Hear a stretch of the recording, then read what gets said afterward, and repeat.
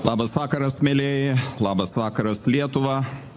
Iš tikrųjų švenčiame, čia jau tik labai blogas žodis, minime antrasias šio karo metinės.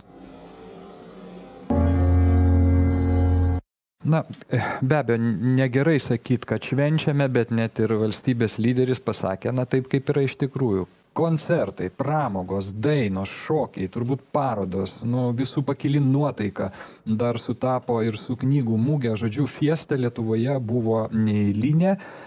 Čia iš Instagramo žmonių partijos, štai jie visi šventė, puikiai nuotaika, štai mūsų premjerė yra įsiviniojusi į mūsų dvispalvę ir Katedros aikštė, ir Vilniaus centre, ir Lukiškių aikštė, visur buvo pakili nuotaika, buvo švenčiama, buvo dainuojama, buvo šokama, buvo dalinamasi tikrai geromis emocijomis, buvo sakomos ypač prasmingos kalbos, galima buvo pamatyti ir tokią didelę trispalvę šalia mūsų dvispalvės, be abejo, į dvispalvę, kas netingėjo, tas stengiasi įsivinioti, todėl kad tikrai šventė neeilinė ir po to čia rankdarbius darė ir čia prieš dar tą šventę kažką pynė, tinklų, žodžiu, tikrai maloniai leido, galima sakyti, visa Lietuva laiką ir deramai pažymėjo šitą įvykį.